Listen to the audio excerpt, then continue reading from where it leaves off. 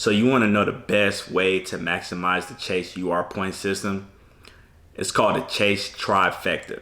And in this video, I'm gonna let you know exactly what that is and how to maximize it to the best of its ability.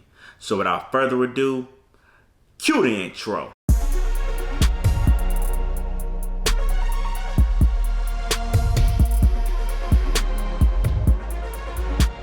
What is up, YouTube? This is your boy Juan, back at it again with another video, and today we're going to be talking about the Chase Trifecta. If you're new to credit, I'm sure you have heard about this before, so I'm gonna go ahead and break it down for you, let you know what it is and all that good stuff like that. So if you're new to my channel, I talk about personal finance, credit cards, business credit, all that good stuff. So if that interests you in any way, please go ahead and subscribe to the channel and hit that bell for notifications as well, so you will be notified every time I drop a new video. So guys, the Chase Trifecta, all right? So what this is, it's a combination of 3 Chase UR point earning cards. All right, so there's a multitude of them, guys. I'm gonna go over those here in a second, but that's what the Trifecta is for Chase. All right, and together these 3 cards, they just greatly enhance your UR point earning potential. Instead of just using 1 card, if you're using 3 of these cards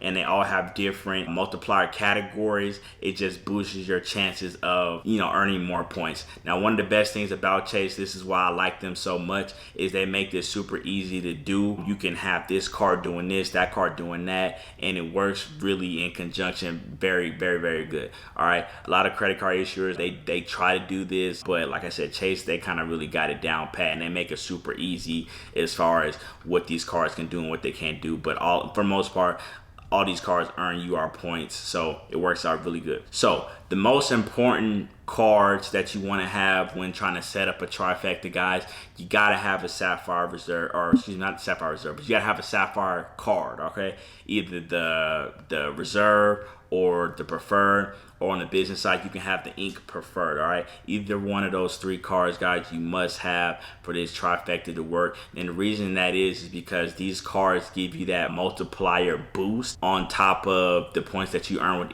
either one of these cards or any card under there.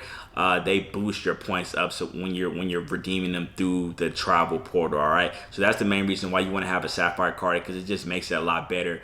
And also you can then use those points that you do earn and transfer them out to airlines or hotels or whatever that you're trying to do. You could transfer them out that way. So you got to have one of those 3 to make that happen. Now, once you have that all set up, now this is mainly in particular with the Reserve, but the percentages are still good with the Preferred or the Chase Ink Business Preferred as well. So you can get upwards of 7% when you're redeeming through the travel portal if you are using one of these Sapphire cards in conjunction with the Trifecta, guys. So this is incredible, incredible, incredible value, especially being that a lot of these cards are no annual fee cards, except for the Sapphire cards. So it works out really, really good. You can keep your annual fee relatively low if you want to and still be getting amazing value trying to set up a trifecta like this. So it actually works really, really good. All right, so now I want to talk about what cards are UR point earning cards. All right, so we got the Chase Freedom, which you can no longer get if you don't have it already. We have the new kid on the block, which is the Chase Freedom Flex.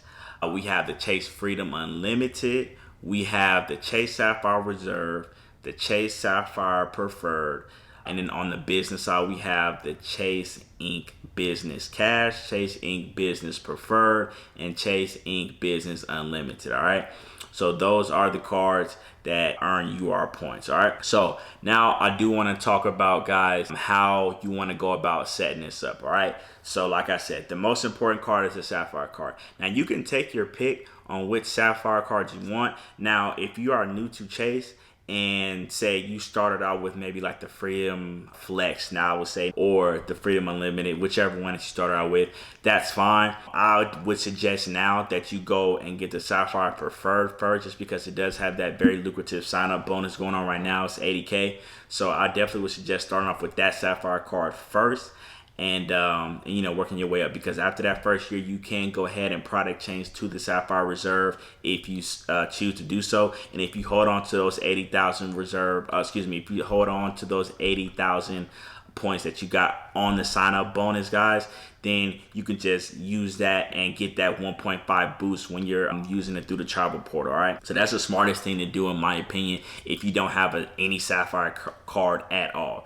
Now, if you already have one of these cards, and I'm speaking about the Sapphire cards, the Reserve, the Ink, Business, Preferred, whatever the case may be, I'll still walk you through what I think is the best way to set this up. So the main two players, guys, are going to be the Freedom Unlimited and the Freedom Flex. All right, now with the Chase Freedom card, before it got, I'm not gonna say discontinued because you can still have it, but you can't just get it if you're a new applicant. So with that card, it had the rotating categories where you got 5% cash back, or you get 5% towards UR points every single quarter if you hit the maximum, which is $1,500 per quarter. All right, so with that being said, guys, that was a good one to have, but it did have those rotating categories. The reason that Chase Freedom Flex just makes it so much better, not only does it have those same rotating categories, but you also get that 3% cash back on dining, and you get that 3% cash back on the drugstore purchases, as well as that 5% when you book through the Chase Travel Portal as well. So that just makes it that much better, guys. So you use that card, obviously you can. Now this is where it gets a little interesting, because now with Chase, they kind of got 3 cards doing the same thing. And if you do have the Chase Sapphire Reserve, you kind of gotta pick. You can pick basically which one you want to use if you're dining out, because they all get 3% on dining. So I mean, just take your pick, honestly, which one you want to use. So it does still work very good. Like I said, if you're maximizing those 5% categories, just you move those over to your Sapphire Reserve card, and you're gonna get that 1.5 boost. And the same goes for the Freedom Unlimited. You would use that kind of like as your non-category card if you just whatever you at the store, like a clothing store or whatever it is. But if you don't have a category for it, then you would use that Chase Freedom Unlimited, and you would get that 1.5, and then you would go ahead and just save those points and then move them over to your Sapphire Reserve and get that 1.5 boost. All right, so it works extremely well that way. Now I will go ahead and throw a little extra one in here, guys. This one even works, in my opinion, even a little bit better. Now, you can have the Freedom Unlimited along with the Sapphire Reserve or Preferred, and then you can throw in, which is one of my favorite business cards from Chase, probably my favorite business card from Chase, honestly, would be the the Ink Business Cash. All right, now this card, you're gonna get that 5% on the office supply stores, which they do have a lot of different gift cards in there that you can take advantage of. But the real kicker with this card is you get that 5% on utilities, as far as like your internet, cable, all that stuff like that, guys. So if if your spend is high in that every single month, you can really rack up the points with this, guy. So you can make a case to have this business cash in this rotation as well with this trifecta, and have it working with one of the Sapphire cards, and you can have the Freedom Unlimited. I would make a play for that, because you can still get, actually with the cash, you can get 2% on gas as well.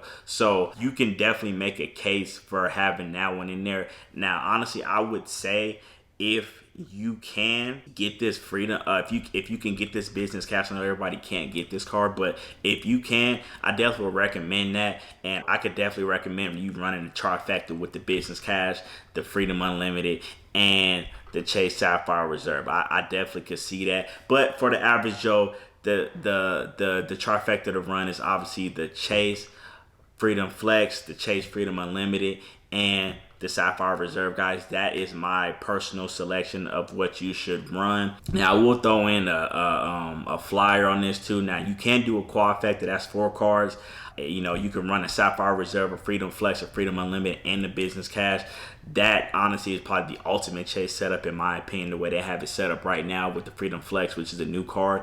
Yeah, that card. Yeah, if you're running that setup, you're gonna rack up a lot of Chase points, and you're gonna get some good good redemptions with that. So that's my little bonus for you right there. Quadfecta, if that's something you're interested in, you can definitely do that. Even with the Sapphire Preferred, if you want to just rock a lower annual fee, that's an option for you too, guys. But yeah, that's all I got for you today. I'm gonna go ahead and get out of here. Please stay safe. Go ahead and like this video if you liked everything that I presented to you today. Subscribe to the channel. Really helps me out, continues to help the channel grow. And I'm out of here, guys. Peace.